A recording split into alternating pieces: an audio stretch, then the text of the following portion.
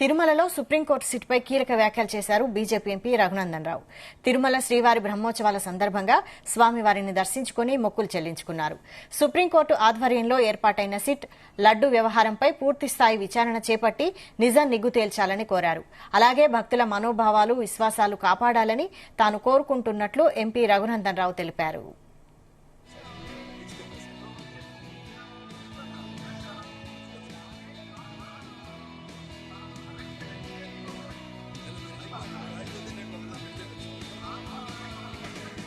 బ్రహ్మోత్సవాల సందర్భంగా ఆ భగవంతుని దర్శనం కలగడం అనేది నిజంగా పూర్వజన్మ సుకృతంగా భావిస్తా ఉన్నాను.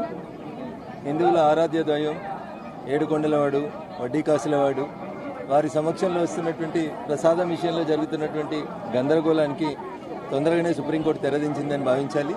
సుప్రీంకోర్టు నేతృత్వంలో ఏర్పాటు చేసినటువంటి సిట్ ప్రసాదం విషయంలో జరుగుతున్నటువంటి గందరగోళానికి తొందరగా ఫుల్ స్టాప్ పెట్టాలి.